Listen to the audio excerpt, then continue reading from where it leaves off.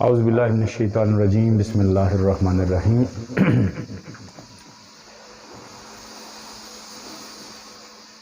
تمام حمد اور تعریفیں پاک پروردگار کی پاک ذات کے نام پہ، آپ کے اسم مبارک اللہ جل جلالہ، اور کروڑوں درود اور سلام سرکار دو عالم کی پاک ذات پہ اور آپ کے اہل بیت پہ، سلام اور رحمت اصحاب رسول اور اولیاء اللہ کی پاک ذات پہ۔ ہم شکر گزار ہیں کہ اللہ نے ہمیں ایک جیتا جاگتا انسان بنایا۔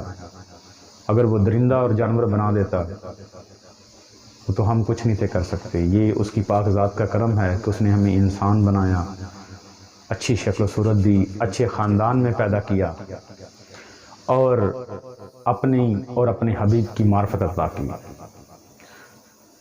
یہ خاص دعا ہے کہ اللہ پاک ہمیں خاتمہ بالایمان، خاتمہ بالخیر کرے، اور جیسے ہم دنیا کی محبت کے لیے جیتے ہیں، اللہ ہمیں اپنی ذات کے لیے اور اپنے حبیب کی محبت کے لیے چن لے۔ آج کی ہماری گفتگو نفس کی تیسری حالت پہ ہے، جس کو نفس ملہمہ کہتے ہیں۔ نفس ملہمہ وہ نفس ہے جو نفس لوامہ کی دوسری سٹیج ہے، یعنی پہلا نفس امارہ، دوسرا نفس لوامہ اور تیسرا نفس ملہمہ۔ نفس ملہمہ نفس کی وہ بہترین حالت ہے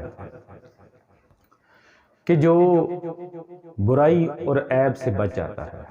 نفس لوامہ اچھائی اور برائی کے درمیان لٹکتا رہتا ہے، کبھی اچھائی کر لی، کبھی برائی کر لی، لیکن برائی کرنے کے بعد جب وہ اللہ کی بارگاہ میں سجدہ ریز ہوتا ہے، معافی مانگتا ہے، تو اللہ کو وہ نفس کی حالت بڑی پسند ہے۔ تو صاحبان، اللہ اس بندے کے، اس نفس کے، اس ذات کے سارے گناہ معاف فرماتا ہے۔ اس کی ذات میں ہمارے چھوٹے چھوٹے گناہ کوئی معنی نہیں رکھتے، لیکن ہمارا اور اس کا تعلق سب سے جو خوبصورت تعلق ہے وہ عبد اور معبود کا ہے۔ اگر کسی غلام سے غلطی ہو جائے تو اس سے بڑا کون ہے جو معاف کرنے والا ہے؟ اس سے بڑا کون ہے جو ہماری غلطیوں سے درگزر کرنے والا ہے؟ وہ غفور الرحیم ہے، وہ مالک و مختار ہے۔ جو پوری کائنات کا مالک و مختار ہو، وہ ہمارے چھوٹے سے عیب اور گناہ کی سزا ہمیں کیوں دے گا اگر ہم اس سے عجز اور انکساری سے اس سے معافی مانگیں؟ تو یہ بات ہے کہ نفس لوامہ کے بعد نفس ملہمہ کا مقام اور درجہ ہے، اور یہ یاد رکھیے گا، یہ نماز روزے سے نفس کی حالت بدلتی نہیں ہے۔ میں نے پچھلی گفتگو میں بھی یہ بات کی تھی کہ نفس کی حالت تبدیل تب ہوتی ہے جب ہم کسی صاحب نفس سے جس کی حالت اس قدر غالب ہو، جو نفس کی ان حالتوں کو دیکھ چکا ہو، جو استاد ہو، جو اس کو پریکٹیکلی طور پہ اپنے وجود کی حالت کو دیکھتا ہو اور ہمارے وجود کے اندر جانے اور باہر آنے کی طاقت رکھتا ہو۔ اگر ابلیس یہ طاقت مانگ سکتا ہے تو پھر ابلیس نے ایک اور بھی بات کی ہے کہ جو تیرے خالص عبادت والے بندے ہیں، میں ان کے راستے میں نہیں آؤں گا۔ تو صاحبان، وہ خالص عبادت والے بندے کون ہیں؟ وہ چار گروہ ہیں، انا من اللہ من نبیین و صدیقین و شہداء و صالحین۔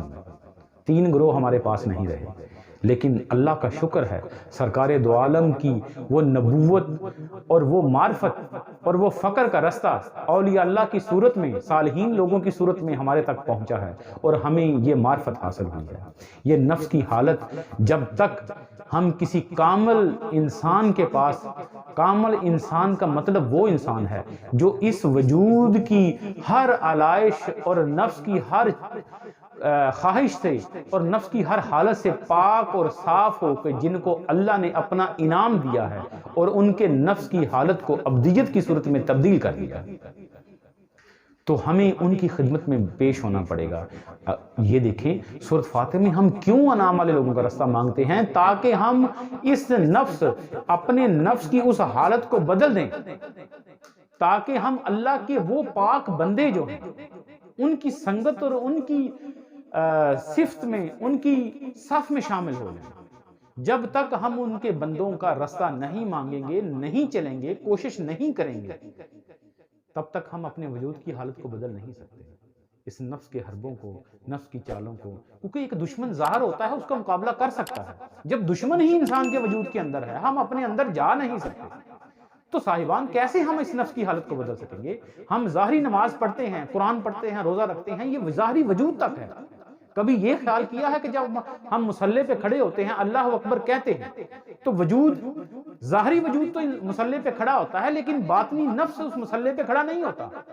یہ تو سرکار دو عالم کا صدقہ ہے کہ وہ ہماری نمازوں کو قبول فرما لیتا ہے اللہ، لیکن اس کا مقصد یہ تو نہیں ہے کہ ہم کوشش نہ کریں، نماز میں خشوع خضوع تو ہم کرنے کی کوشش کرتے ہیں، لیکن جب تک انسان کا اندر جو نفس ہے جس کو نماز پڑھانی مقصود ہے، ایاک نعبد و ایاک نستعین جو ہم کہتے ہیں، وہ کس وجہ سے کہتے ہیں؟ کہ اللہ ہم وجود ظاہر کو اور وجود باطن کو، دونوں وجودوں کو لے کے تیری بارگاہ میں کھڑے ہیں۔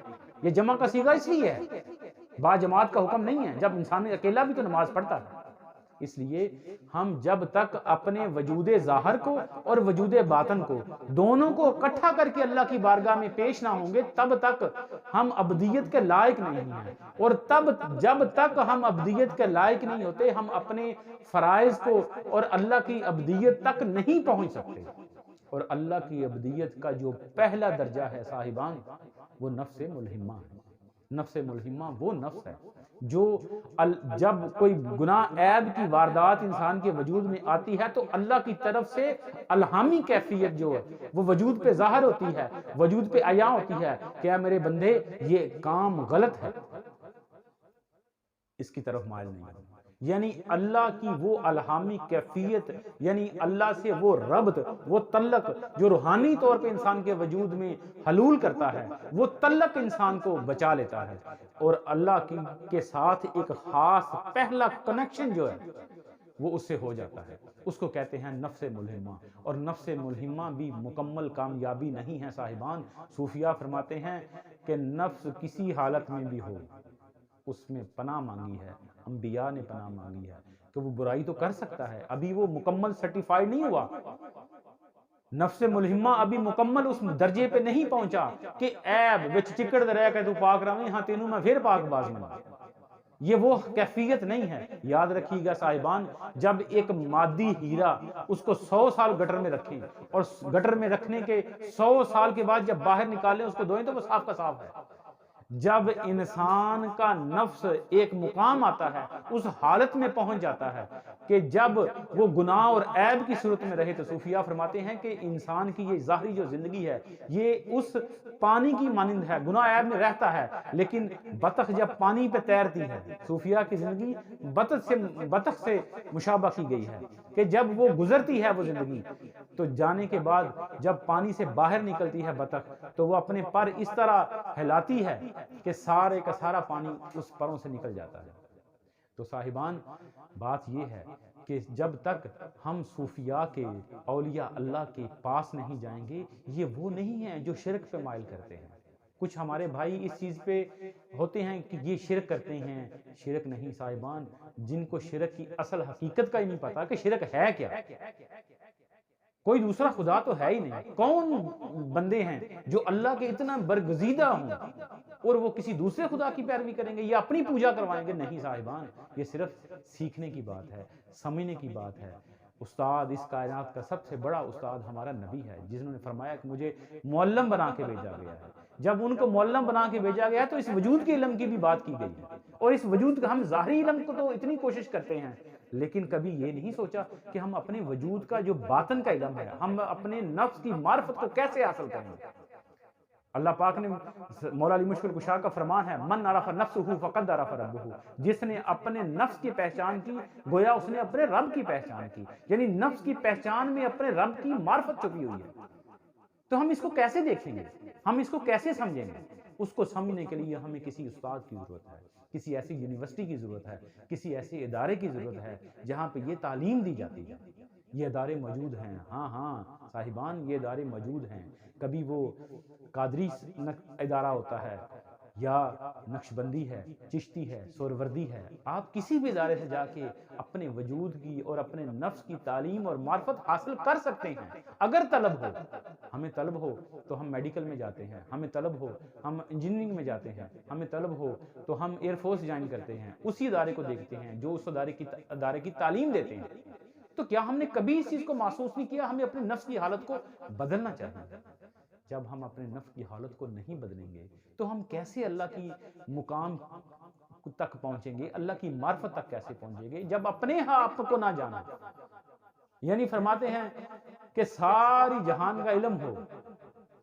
ذنون مصری فرماتے ہیں کیا انسان کمینہ ہے وہ شخص جس کو کائنات کی ہر چیز کا پتہ ہو لیکن اپنے رب کا پتہ نہ ہو، اپنے نفس کا پتہ ہی نہ ہو، اپنے آپ کو نہ جانے۔ وہ آسمانوں پہ جانتا ہے یہ آسمان ہے، چاند تک پہنچ گیا، لیکن افسوس اپنے آپ تک نہ پہنچ سکا۔